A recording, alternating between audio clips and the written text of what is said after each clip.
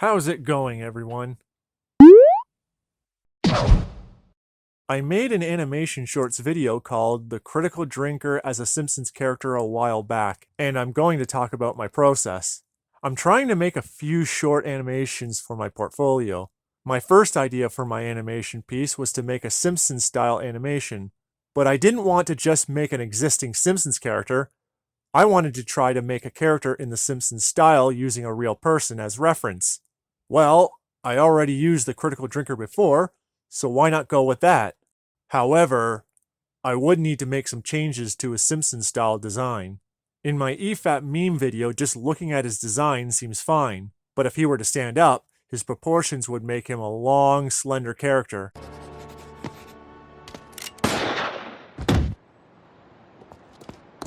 Ah, they're not so tough. Chief, that wasn't a monster. That was the captain of the high school basketball team. Yeah, he was turning into a monster, though. That's just not an average Simpsons style character.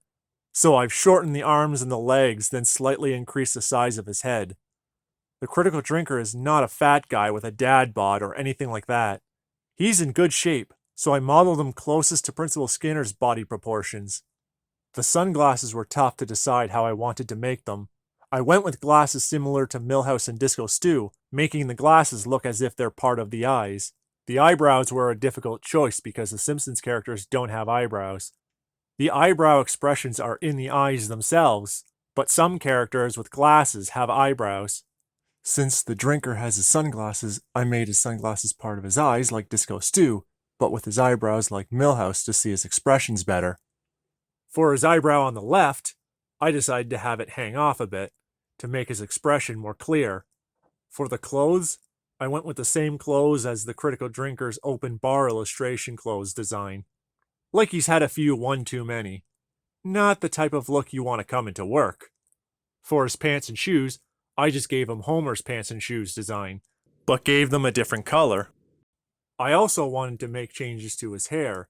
In the EFAT meme, I gave him slight spiked hair, except he doesn't really have spiked hair. It stands up, but he has a bit of a fluff in his hair. That's why I went with a roundish look. It's a type of Simpson-style design. It also would be easier to animate rather than out-of-place little spikes bending back look.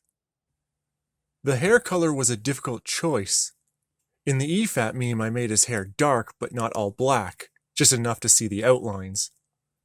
I then noticed he has slight brownish color in his hair. The open bar illustration has a brownish color for his hair as well, but when I added the brown color to his hair, it didn't look right. I just stuck with black color similar to the EFAT meme. When I finished the design, I was ready for animating. There was just one thing. I have to figure out the programs to use. I don't need to buy programs if I don't have to. Normally, my go-to for drawing illustration images is Krita. It's free to use, but it provides a lot of tools I need. Krita also has an animation tool as well. It has good tools for animation, but there are other tools for animation that needs fixing. One of the animation tools that need fixing is the audio scrubbing. For some reason, trying to audio scrub in Krita, it doesn't work properly. It's like the sound has some kind of a delay. Anyway, that's all I've got for today. Anyway,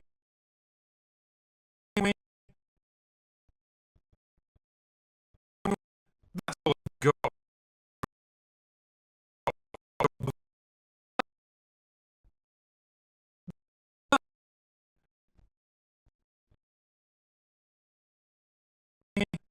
That's all I've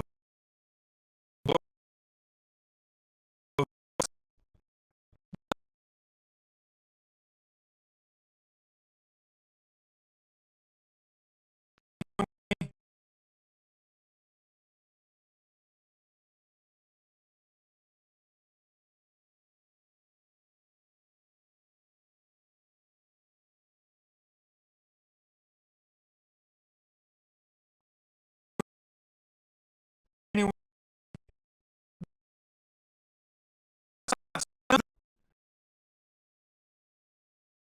Krita needs to fix this so I can use Krita to animate. My next option I want to use for animating is Adobe Flash. Adobe Flash's audio scrubbing is much more responsive.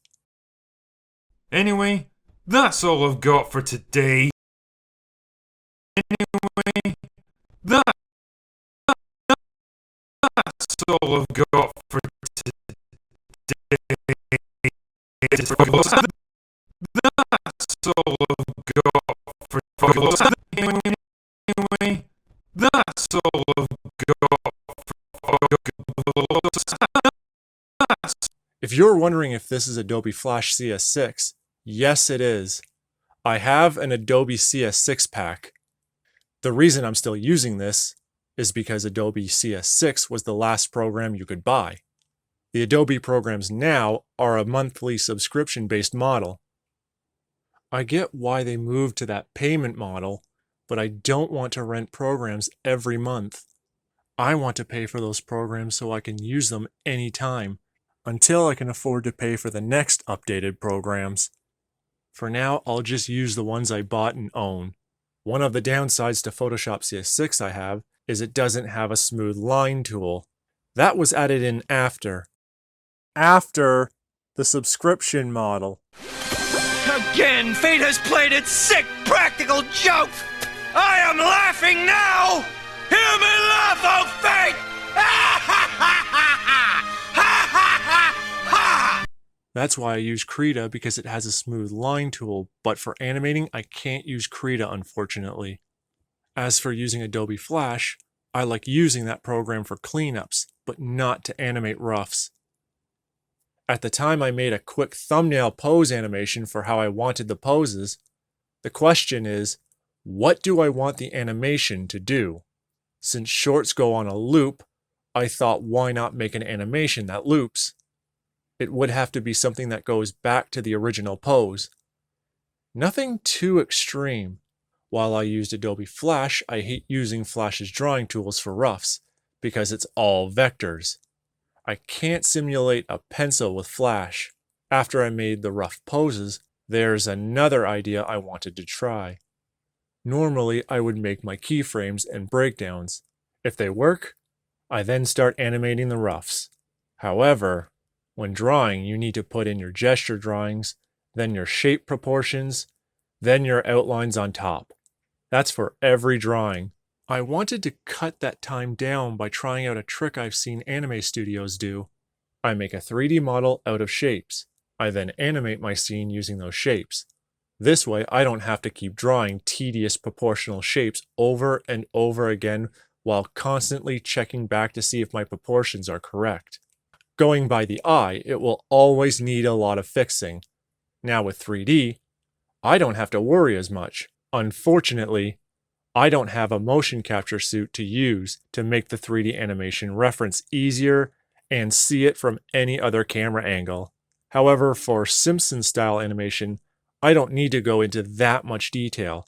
Simpsons animation is simpler and requires more exaggeration than real life. Now keep this in mind. I'm only using the 3D shapes as a guide. I'm not relying on it. I build the 3D shapes in Blender, then I animate. Once the shapes are finished animating, I need to render it. Now, how I recommend rendering it is just a play blast. It's quick and easy. Don't do what I did. I rendered the images with a sunlighting HDR in the background, so I could see the shadows, but it took a long time to render. The rendered images of the shapes have shadows, but have an annoying yellow lighting sun glow in the background. Little did I know, you can still have shadows in Playblast. Playblast takes less time to render. This will be a lesson learned for me. Next, I need to draw rough outlines for the animation. But what programs do I use? I don't want to use Krita because the audio scrubbing doesn't work properly. I don't want to use Adobe Flash for the roughs because it can't simulate pencil sketching. So what do I use? Well, I know how to use Blender. I had heard there's a 2D animation tool in Blender, so I'll give that a try. It was a bit of a learning curve, but it works. It has everything I need. Brush strokes look like sketches, and it has responsive working audio scrubbing. Anyway, that's all I've got for today. Yeah. Anyway, that's all I've got for today. That's all I've got. This was my first time using this tool because I should have made the pencil sketch lines a little tighter. When I was animating, I wanted the clothes to look like something a slob would wear. I wanted his expression to look drunk, so I made his lips wavy.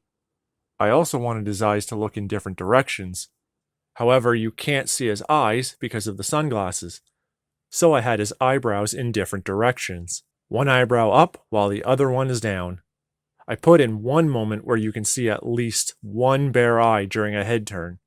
I made his eye looking droopy. After I finished the rough outlines, it's time to move on to the cleanups. For the cleanups, I used Adobe Flash. The reason I use Adobe Flash is because it uses vector lines. If I make a line mistake, I can just change the shape of the line until I get what I want, rather than drawing a line that it looks off. Well, I can't change the line, so I would have to redraw it, but I would have to redraw it over and over again until it looks right. That's just extra tedious work. I'll also have annoying line breaks and clumps that just look ugly. I don't want to see that. The vector lines also help keep the lines look consistent, rather than those thick lines I see people draw and the lines jitter around the character or object. It looks ugly, amateur, and rushed. Now, I'm not saying you can't make consistent lines hand-drawn. I'm saying the process takes longer to draw for animation with hand-drawn lines, especially if you make a mistake. After the cleanup lines, I then move on to the coloring.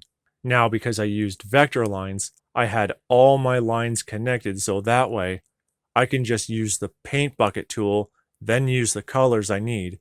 Done. Simple. The color process was pretty quick. I had to do some line fixing to connect the lines, but the coloring just took a day or two to finish. I don't have to worry about shadows because the Simpsons don't use shadows, at least not the older ones. The Simpsons movie and I think the newer episodes use shadows, but the show was fine without shadows. It was a style that worked. Which was the style at the time? At this point, everything is now done. Now the only thing left to do was to upload it.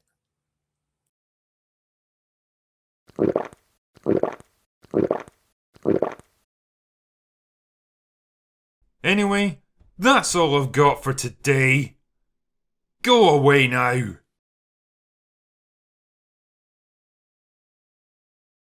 If you made it this far into the video, don't forget to hit the like and subscribe button. Click on the bell for notifications. Ding! I want to thank you all for watching, and I'll see you all later.